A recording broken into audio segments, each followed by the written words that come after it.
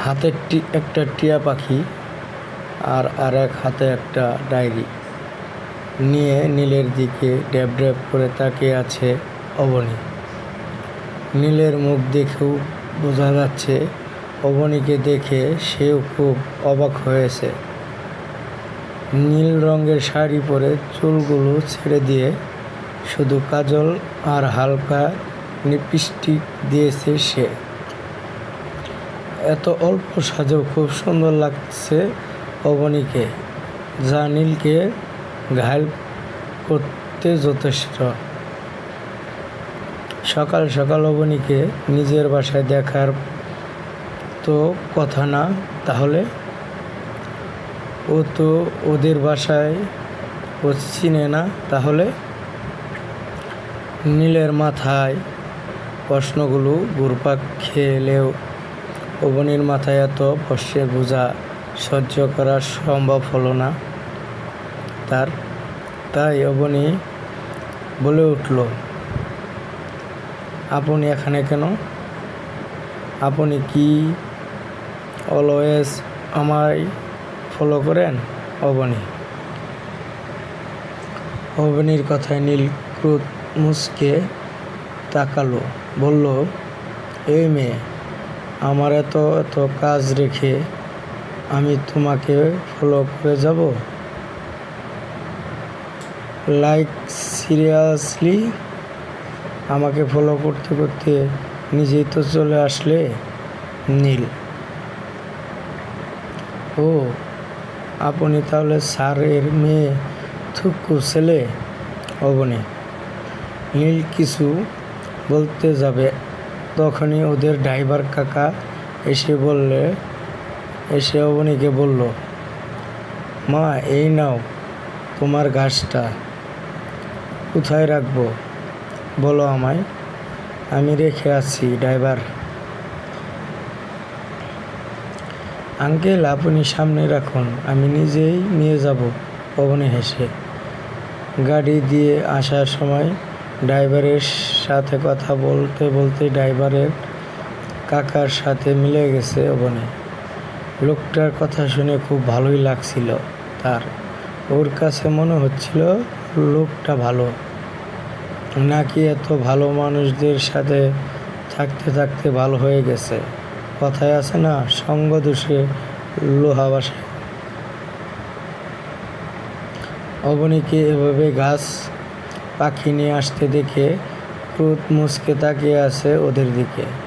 নীল নিজের মধ্যে প্রশ্নগুলোকে আর দমিয়ে রাখতে না পেরে ড্রাইভার কাকাকে জিজ্ঞেস করলো, হাসেম কাকা, তুমি ওকে চিনো? নীল, বাপজান, এই মাই হলো তোমার অফিসের কাজ করে। তোমার জন্মদিনের লাইগা ম্যাডাম আমারে করে নিয়ে আসতে কইছে। হাসেম। নীল আর কিছু না বলে চলে গেল ওর কাজে। অবনী ঘাসটা হাতে নিয়ে ভিতরে ঢুকতে লাগলো আর ভাবতে লাগলো, এই জন্যই কি এই লোকটাকে আমার বিশ্বাস করতে মন চায়? এই জন্যই কি সবাই বলে বাবা মা যেমন হয় তেমন শিক্ষা দেয় ছেলে মেয়েদের, তেমনই হয়? হয়তো শতকরা 60%ই হয়। অবনী ভিতরে গিয়ে নিহাল আহমেদ আর নীলিমা চৌধুরী আহমেদের সাথে কথাগুলো। নীলিমা আহমেদ চৌধুরীর নামের শেষে চৌধুরী তার বাবার বাড়ির নামের পদবী। ওর ধারণা বিয়ে হয়ে গেছে বলে কি নামে পদবী ও পাল্টে ফেলতে হবে নাকি? মা বাবাকে সবাইকে ছেড়ে তো চলেই আসলো, তাই বলে কি নামটাও রাখা যাবে না? থাক না, একটা পদবীর সাথে মাঝে মাঝে নিজের নাম শুনলেও মনে হবে না বাবার বাড়ি থেকে চলে আসলেও অধিকারটা রয়ে গেছে। অবনী পুরো বাড়িটা ঘুরতে ঘুরতে দেখতে অনেক সুন্দর আর বড় বাড়িটা। তখনই একজন ছেলে হুট করে ওর সামনে এসে বলল, এই অ্যাটিটিউড গার্ল, তুমি এখানে? নির্জয়। অবনী হঠাৎ সামনে কেউ চলে আসে, ভয় পেয়ে চোখ বন্ধ করে ফেলে সে। ভয় মাখা মুখে অবনীকে খুব কিউট লাগছে। হাই মে মার যাওয়া নিলে মনে মনে। অবনী চোখ খুলে তাকিয়ে দেখে রাস্তায় সে ছেলের সাথে ধাক্কা খেয়েছিল সেই ছেলেটি দাঁড়িয়ে মিটমিট করে হাসছে। এমনভাবে হাসছে দেখে রমণীর রাগ উঠে গেল। ও কি এলিয়েন নাকি যে এভাবে হাসতে হবে? রেগে অবনী বলল, আপনিও এখানে? আও। নির্জয় কিছু বলতে যাবে তখনই এখানে নীল চলে আসলো। হেই হোয়াটসঅ্যাপ, তুই এখানে একা একা দাঁড়িয়ে মেয়েদের সাথে কথা বলছিস কেন? নীল, বলতে দিলি কই? তুই তো চলে আসলি হেসে নির্জয়।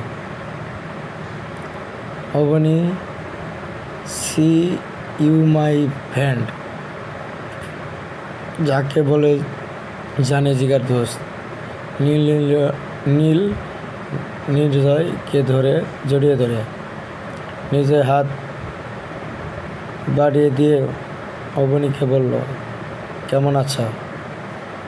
অবনী হাত না বাড়িয়ে সালাম দিয়ে পাশ কেটে চলে গেল। নির্জয় নিজের হাতটা বুকে বা কাঁধে নিয়ে বলল, ইস আর অ্যাটিটিউড ক্রাশ। নিজেকে এভাবে অবনীর দিকে তাকিয়ে থাকতে দেখে খুব রাগ হলো নীলের। তবু নিজের রাগটাকে দমিয়ে রেখে বলল, বেশি ক্রাশ খাস না, পরের বাস খেতে হবে। চল রুমে চল। নীল, দোস্ত ও এখানে কিভাবে? জানিস সেই দিন আমি ওকে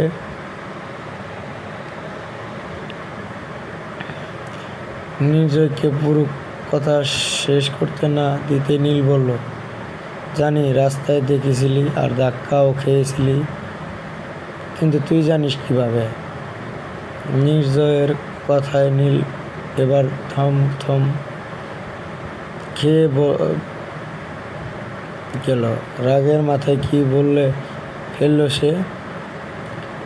ওই আন্দাজে বললাম আর কি, তুই তো জানিস এই আমার আন্দাজ কত কঠিন হয়ে যায়। ও হচ্ছে মামুনি পিয়ে। চল এখন রুমে চল। কতদিন পর দেখা তোর সাথে, আমার বার্থডে, আর তুই এখানে উইশ করছিস না কেন? কথা ঘুরিয়ে নীল, তার জন্যই তো চলে আসলাম। Happy birthday Jantus. নির্জয়। নীলিমা আহমেদ চৌধুরীর রুমে বসে মুখ কামড়াচ্ছে অবনী। তার সামনে ছড়ানো ছিটানো দামে অনেক ড্রেস। অবনী প্রশ্নবোধক চাউনিতে চেয়ে আছে ওর সামনে দাঁড়িয়ে থাকা নিহাল আহমেদ আর নীলিমা আহমেদ চৌধুরীর দিকে।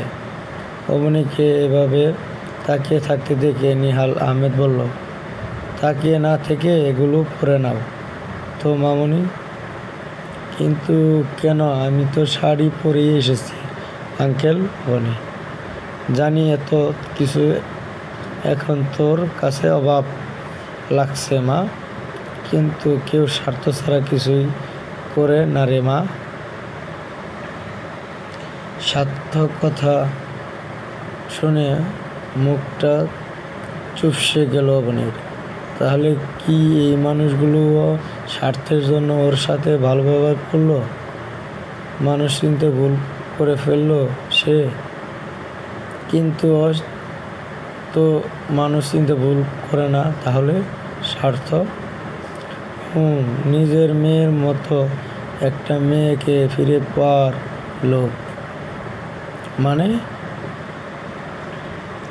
জানিস, আমাদেরও ফুটফুটে একটা মেয়ে ছিল, বড় ভাইদের কলিজার টুকরা আর মা বাবার হীরার মানিক ছিল সে। সারাদিন হই হুল্লা করে সারা ঘর মাতিয়ে রাখত সে। গুটি গুটি পায়ে পুরো ঘর হেঁটে বেড়াত সে। নাম ছিল নিশু।